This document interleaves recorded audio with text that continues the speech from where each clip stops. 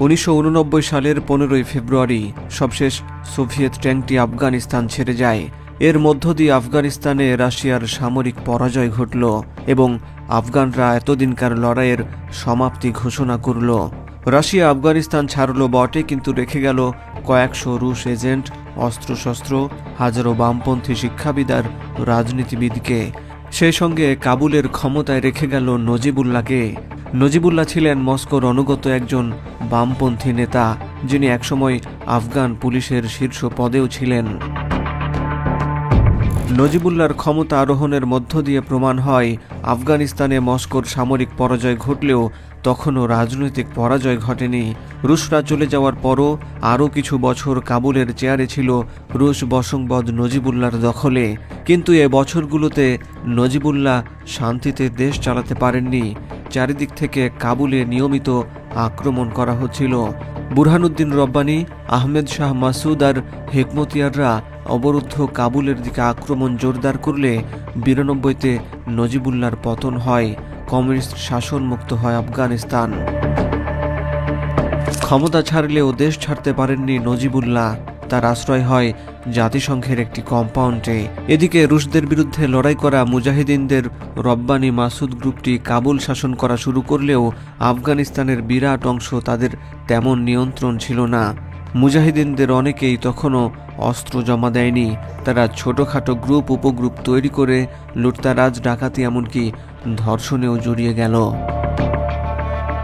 Communist শাসন পরবর্তী আফগানিস্তানে বিচ্ছিন্নভাবে লুটপাট, ডাকাতি ও ধর্ষণের মতো ঘটনা ঘটলেও সবচেয়ে বড় সমস্যা হয়ে দেখা দেয় চাঁদাবাজি। রুশ বিরোধী লড়াইয়ে অংশ নেওয়া মুজাহিদিনদের ছোট ছোট সশস্ত্র গ্রুপ উরুজগান, কান্দাহার, হেরাত সহ বিভিন্ন এলাকার সড়কে তল্লাশি চৌকি বসিয়ে চাঁদাবাজি শুরু করে দেয়। সাধারণ আফগানরা ক্ষুব্ধ হয়ে ওঠে। স্থানীয় ব্যবসায়ী ও মৌলভীরাও অতিষ্ঠ হয়ে যায়। তারাই মোল্লা ওমরকে কান্দাহারে ডেকে এনে শৃঙ্খলা প্রতিষ্ঠার দায়িত্ব দেয়। মোল্লা ওমর তখন মাদ্রাসা শিক্ষক।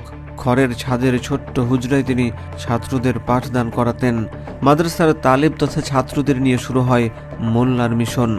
এই তালিব থেকেই আসে তালেবান নাম। মোল্লা ওমরের সমর্থনে অর্থ আর অস্ত্র দিয়েছিল লোকাল ব্যবসায়ী, রাজনীতিবিদ আর ইসলামপন্থী গ্রুপগুলো। তবে ছোট ছোট লড়াইয়ে বিজয়ের মধ্য দিয়ে পরাজিত পক্ষগুলো থেকে তালেবানের বহরে অস্ত্র সরঞ্জাম যোগ হচ্ছিল। এমনকি পাকিস্তানের পক্ষ থেকেও তালেবানকে অস্ত্র সহায়তা করা হয়েছিল বলে অভিযোগ রয়েছে।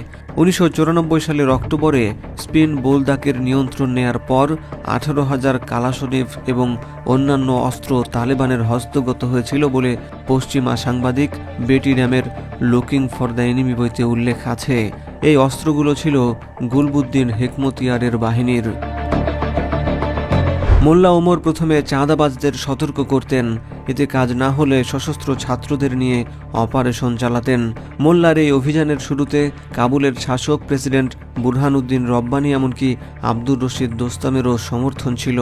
আফগান প্রেসিডেন্ট রব্বানী মোল্লা ওমরকে উপহার হিসেবে যুদ্ধ বিমান পাঠিয়েছিলেন বলে জনশ্রুতি আছে। কিন্তু কান্দাহার ও আশেপাশের এলাকা সাফ করে মোল্লা যখন বুরহানিকে ঐক্যবদ্ধ ইসলামী রাষ্ট্র প্রতিষ্ঠার আহ্বান জানালেন, ক্ষমতা ছাড়তে বললেন, বিবাদের শুরু তখন থেকেই।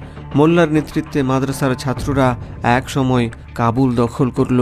আফগানিস্তানে তালেবানের যুগের সূচনা হলো। চাঁদাবাজদের দমন করতে গিয়ে একেবারে রাষ্ট্রীয় ক্ষমতা দখল করার নজির বিশ্বে আর আছে কিনা আমাদের জানা নেই।